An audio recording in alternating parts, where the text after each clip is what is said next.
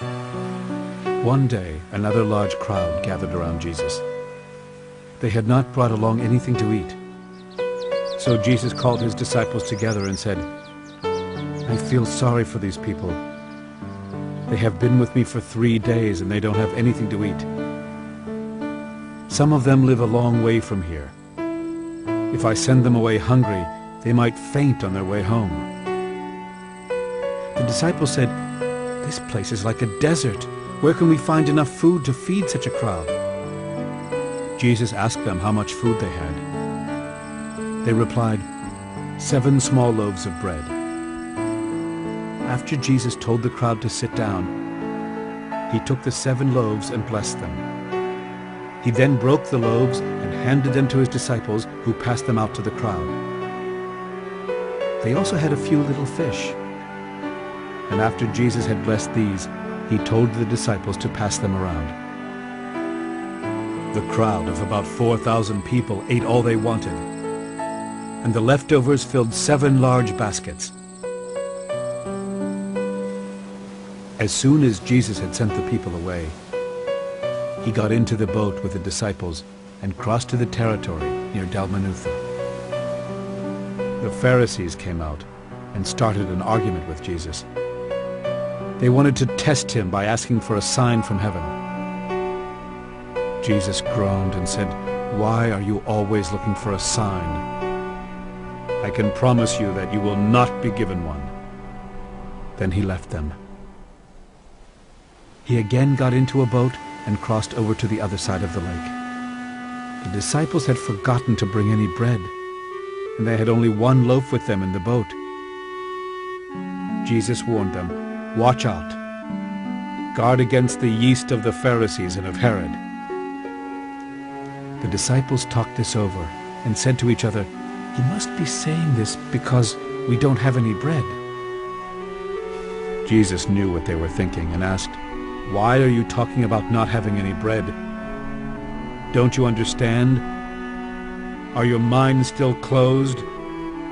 Are your eyes blind and your ears deaf? Don't you remember how many baskets of leftovers you picked up when I fed those 5,000 people with only 5 small loaves of bread?" "Yes," the disciples answered. "There were 12 baskets."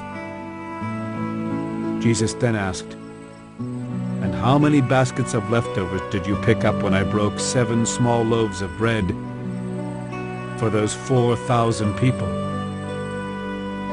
"7," they answered. "Don't you know what I'm talking about by now?" Jesus asked. As Jesus and his disciples were going into Bethsaida, some people brought a blind man to him and begged him to touch the man. Jesus took him by the hand and led him out of the village, where he spit into the man's eyes. He placed his hands on the blind man and asked him if he could see anything. The man looked up and said, "I see people, but they look like trees walking around." Once again, Jesus placed his hands on the man's eyes. And this time the man stared. His eyes were healed, and he saw everything clearly. Jesus said to him, "You may return home now, but don't go into the village."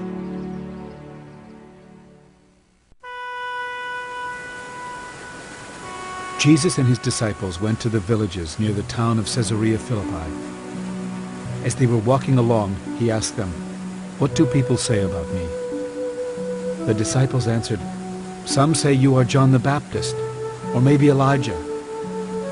Others say you are one of the prophets." Then Jesus asked them, "But who do you say I am?" "You are the Messiah," Peter replied. Jesus warned the disciples not to tell anyone about him. Jesus began telling his disciples what would happen to him. He said, "The nation's leaders, the chief priests, and the teachers of the law of Moses will make the Son of Man suffer terribly. He will be rejected and killed. But 3 days later, he will rise to life." Then Jesus explained clearly what he meant.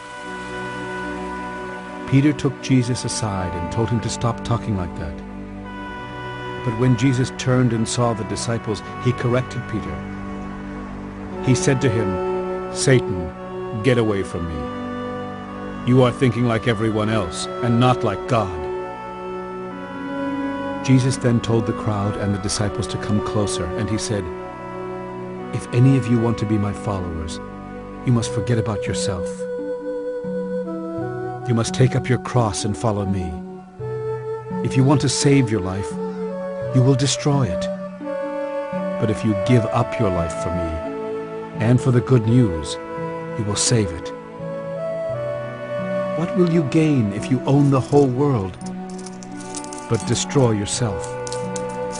What could you give to get back your soul? Don't be ashamed of me and my message among these unfaithful and sinful people. If you are, the Son of Man will be ashamed of you when he comes in the glory of his Father with the holy angels."